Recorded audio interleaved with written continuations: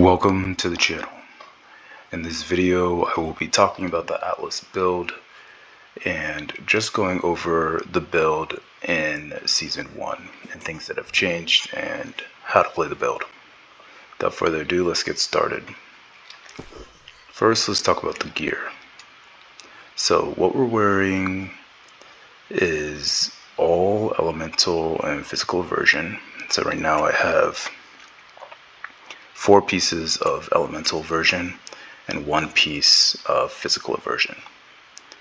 On the body we have all resilience, so 5 pieces of resilience, and we have accelerated resolve on the feet, freedom on the legs, just normal refreshing sturdy energy, and penetrating wrecking ball. So in total, the mandatory perks on the body will be some form of aversion, preferably elemental over physical, but you still want to have physical aversion there. And the reason I have only 1 piece of physical aversion is because on my amulet I have thrust resistance. Thrust resistance will allow you to bypass a lot of the ranged physical damage, and this is in a sense basically 2 pieces of physical aversion combined. And then we have the standard leeching, hardy, refreshing, and regenerating, refreshing toast, and ward. So let's talk a little bit about the refreshing versus refreshing ward. You want to have refreshing ward only like 1 piece of that instead of full body of like refreshing ward, because as I get into the skills and I talk about all the ways that we reduce our cooldowns, having a max reduction on your cooldowns will allow you to maximize all those moves that reduce your cooldown, active ways of reducing your cooldown. And I'll talk a little bit about that, but in terms of the gear, again, as with the shield rush, sturdy, and sturdy fortification, that's pretty much standard.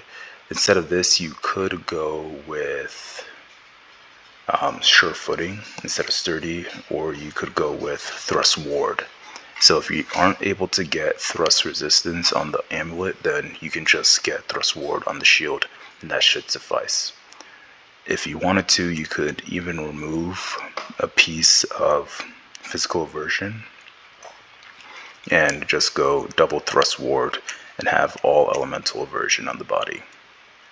Next, you want 1 piece of a freedom, or 1 freedom piece, because in heavy you in a way already have 2 pieces of freedom incorporated in your overall gear or overall weight, as you can see here.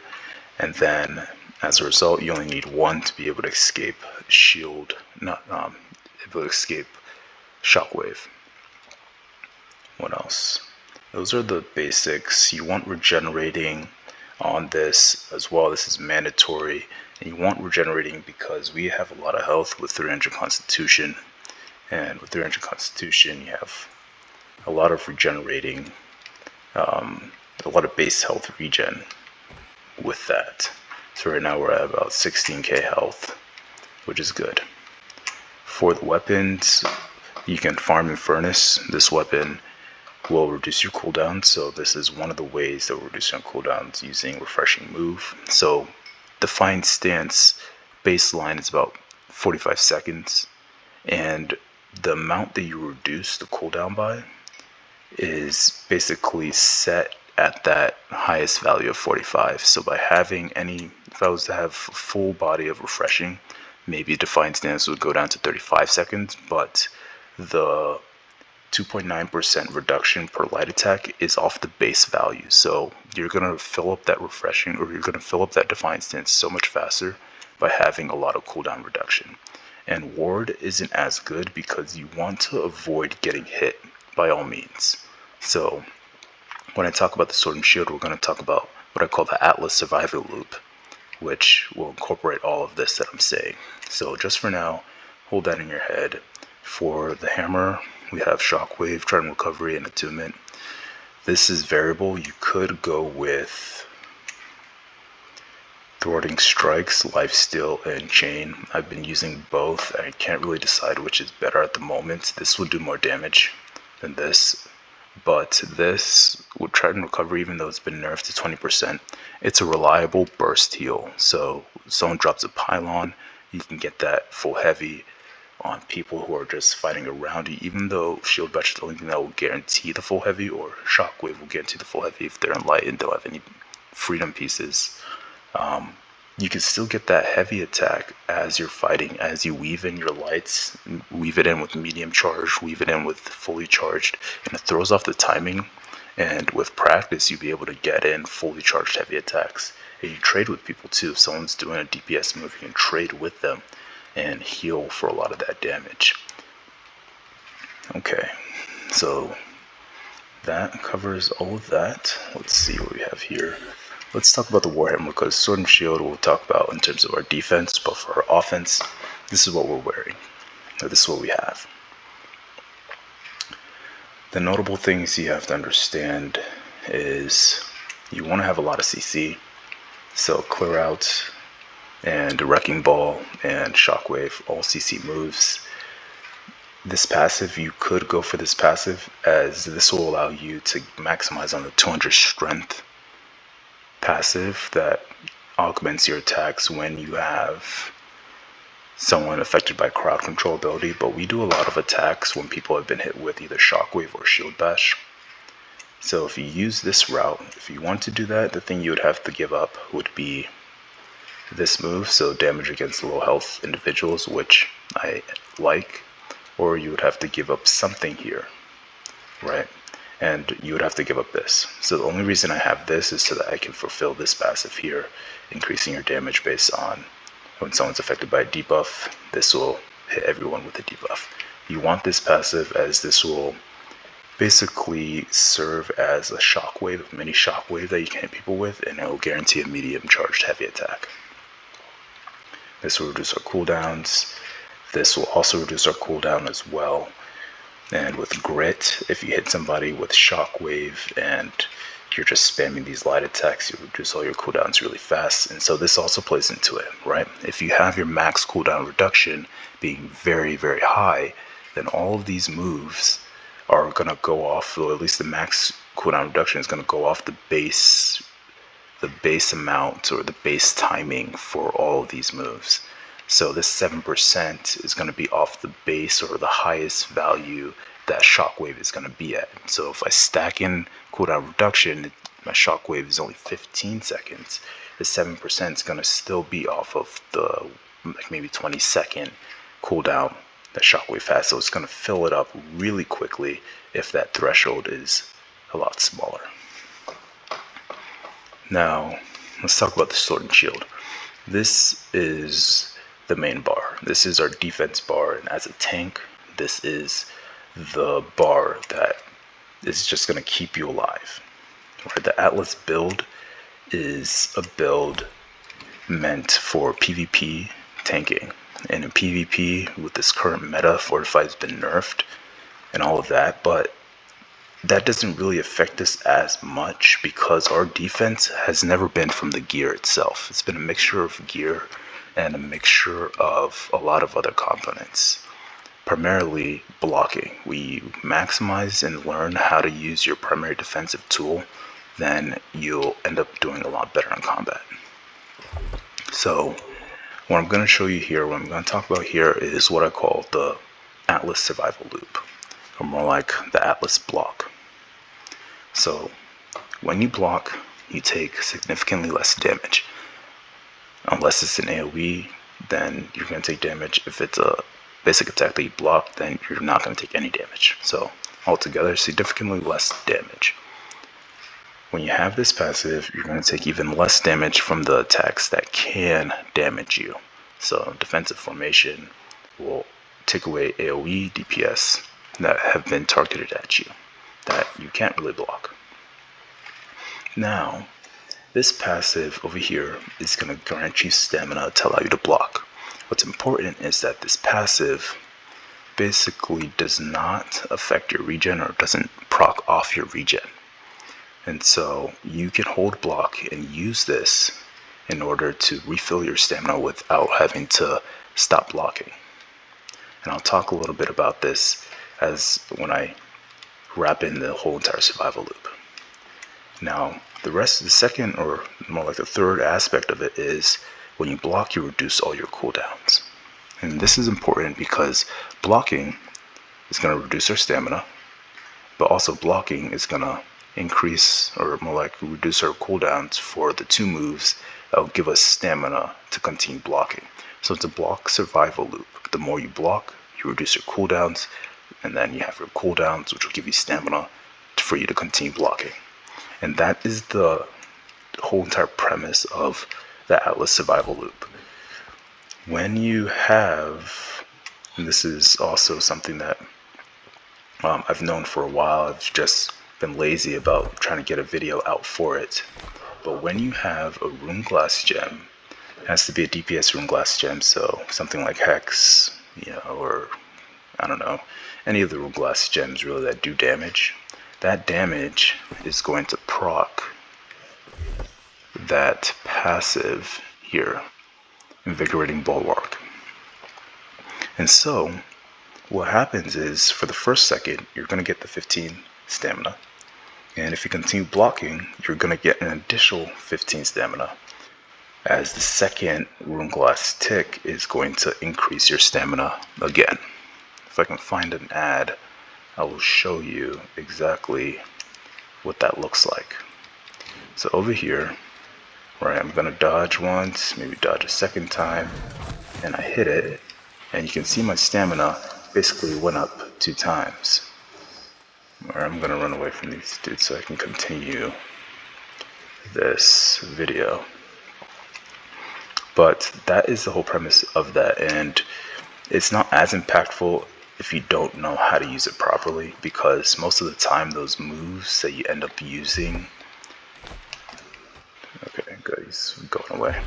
Those moves that you end up using, so shield rush, shield bash, you're not going to continue blocking anyways for this passive or the rune glass extra tick to be much meaningful in combat, unless you're getting slammed, because you hit shield bash, then you're going to run, or you're going to use your shield bash and capitalize it to heal with Triton recovery. Hit your shield rush, basically you're filling up your fortified so you can spam your light attacks to get that cooldown reduction on Defiant Stance, or you can heal. So there is a trade-off to doing that, but if you're getting slammed with a lot of people and you hit that and you continue blocking, that will allow you to have extra stamina to reduce your cooldowns again, and then refill this up for you so you can do that again and just keep the Atlas survival loop going.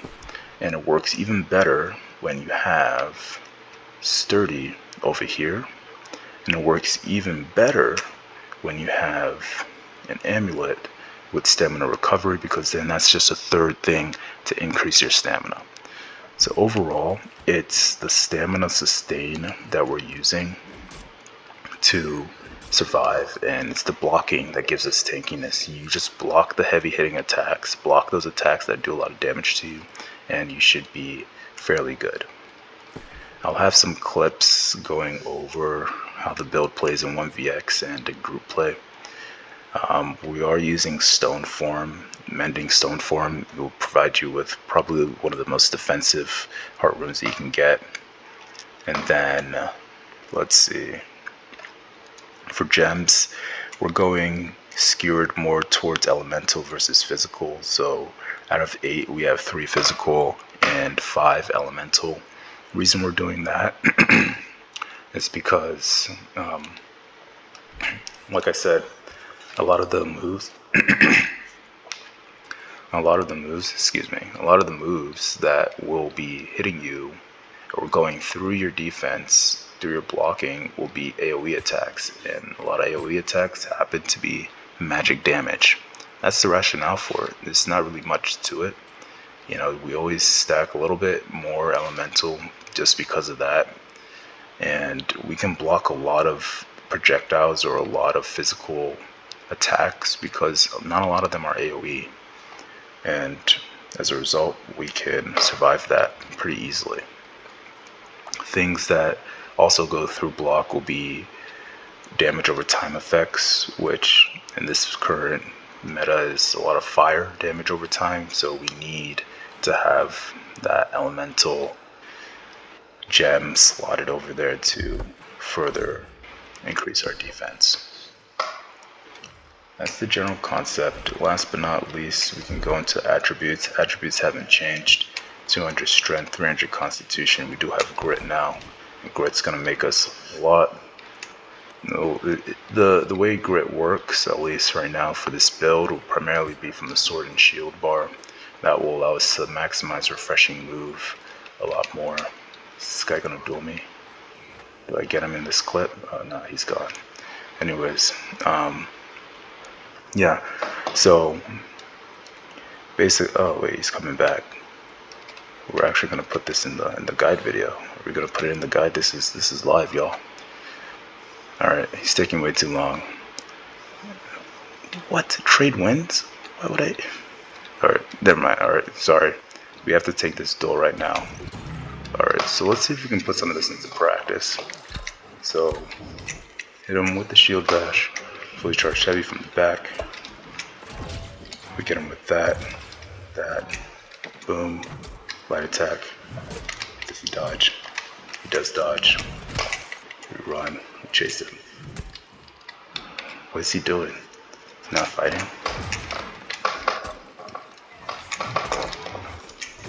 Alright, whatever. Who knows if he just gave up or if he was fighting or whatnot, but anyways, we just had to fight him. Let's see, I think that kind of wraps up the major parts. We'll just go straight into the combat and talk a little bit about the combat as we play. But the concept is simple, right? You want to get the Atlas combo in. Atlas combo is going to be Wrecking Ball, Shockwave, Clear Out, Bar Swap, Shield Bash, Backstab, Heavy Attack. You may not be able to get the Backstab, but you should be able to get most of the combo in. After Shockwave, if they have a lot of freedom, you won't be able to get the Clear Out, in which case you could do Clear Out into a Shield Bash, into a Wrecking Ball, into a medium charged heavy attack. That bypasses all freedom. That is a good combo. You can just mix things up, work with your CCs. That's the other part of this. You have a lot of CC, you just combo people. It's a waiting game. You use your Atlas survival loop to survive, and then once you get them to a good level, you blast them out with a combo, and you just go like that. So that sums it up. We're gonna get into some actual gameplay commentary and go from there. Peace. Okay, so this is how the build will function in 1vx scenarios. And now I'm deep in enemy territory, and I'm looking for a target that I can quickly take out. That's going to be this Fire Mage. I hit him with the Shield Bash, fully charged heavy attack, into the Shockwave. He doesn't dodge it. Hit him with a Wrecking Ball, into the Clear Out, into the Light Attack. Just take him out of there. Right now, I move off to the side and see if I can drag some people off. I am not successful, but this bow dude over here is shooting me, and I think that he's willing to engage me in some combat. He has a buddy, Huffy. It seems like he's a sword and board tank. And that's perfect. We have one melee, one range. We can work on the melee dude, and hopefully the range guy comes into melee range, which he does, and hit him with a little bit of a combo. He understands the danger of such a move, and so he just runs right out of there and stays where it's safe, which is probably the smart thing to do. We try and move a little bit back, but we don't want to move too far before we lose their interest. That's the main part of it. You don't want to let them to ignore you and start going to cap points. However, a Fire Mage comes in from the back, and now I need to push down a little bit further away because there's 3 people instead of 2, and I can't afford to be caught unawares with other people. So the game is still the same. We want people in melee range. In order to get people in melee range, you have to let your health drop down a little bit, or you have to show them that, hey, you're willing to fight, and that will engage them. So this dude is hitting me with his flamethrower. He's the person I want to take out first because he's doing a lot of damage. So we pop stone for him, get a triple light attack for the slow on everybody, then We get a shockwave into clear out, into wrecking ball, into medium heavy that tracks and just takes that fire mage right out of there. It's all about the patience. Go wait for the combo, wait for the setup. Once you have it, and then it's quick work. Got to fight stance up, and now we want to take out the other light player. So hit him with a wrecking ball into a shockwave, into clear out, into a shield bash, into a fully charged heavy attack. Done. Now it's just the tank dude. If you couldn't take me 1v3, you most definitely will not be able to take me 1v1. But he stays and he fights, so I have utmost respect for the individual. We hit him with the light into a medium, which destroys the stamina. That's a good stamina destroying combo. And we finish off the wolf with some heals. Good game. Alright, in this clip, I will be demonstrating the Atlas build in a group-like format. And as I had reiterated earlier, the Atlas build excels at its CC and durability, along with its self-healing power and overall survivability. So in a 1v2 scenario, our job will be to support the DPS dealer or to protect the healer. In this clip, I'm with Danny, and basically he's also a YouTuber. He is a 1vx player as myself, and our mentality is pretty much the same. As you can see in the clip, we're both at the enemy spawn and we're both just going straight at it, outnumbered but not outmatched. So my job is going to be to take down this wall as he puts in the DPS on the player. So he's just blowing people up on the side. This dude on the top right, I just see him and I just start laughing because the damage over time is just really just taking them all out. Anyways, we go in the chat, put that in. It's one of our first matches together, actually. And I saw his channel previously and advised to come to the server. I've been trying to get other YouTubers to hop into Cashless Steel so we can collab and do some of this kind of work. So I'm taking down the wall, and that's my major job right now as he handles the ranged DPS on top. Right now I'm constantly looking at my screen, looking at his health. I see he's off on the side. And what you don't want to do is to tunnel vision, right? You don't want to tunnel vision and lose sight of your teammates that you're playing with. So right now, all I'm really doing is saving up my CCs for when I can get a good combo off. That, or I just run and body block people. So I got this dude with the combo, hit him with the wrecking ball into, well actually, the shield bash, wrecking ball, etc. However, the stairs, or more like the wood on the side, is preventing me from following up with anything. So we bring people off to the side. Danny comes in and starts putting in the mega DPS. Right now, my job is to just CC, interrupt as he puts in the work and make sure that people aren't focusing him. Because even though he has good movement, we don't want him to get caught, because if he's getting caught, then he can't DPS. He has to focus on surviving. So we catch this dude low, we get him with a 3-hit sword and shield combo. Right now it's just one dude left. And we hit him with a big heavy attack, backstab damage. Another dude comes in, wrecking ball, shockwave, fully charged heavy attack on both of them, clear out for a heal. And we got out of stamina, but no need. Shield bash gives us back stamina. That was a good CC on everybody over there. We just comboed those people right out of the gate. Give him heavy attack. He properly dodged a shockwave. Now we're just gonna try and chase him down. And he has good range, so he's able to bring him down as I just follow and work on CCing people. In the chat right now, he just realizes how good of a combo this is. Right now, as a tank, what you want to do is very simple. Is to just find the people attacking your DPS and start attacking them. That's your main job, because if your DPS is getting attacked, then they can't do their job in DPS. It's the same thing in PvE, right? You don't want the boss hitting your team, and you want your DPS to just focus on DPSing. And so right now, I know he can handle himself, but at the same time, I want his focus to be on DPSing people down because he has a lot of damage and I have a lot of CC. So right now, this dude is on top of him, hit him with the shield rush, and then trace it down. He's still trying to follow him and take him out, but we have good CC, hit him with all the staggers, Boom. Good game. Good night.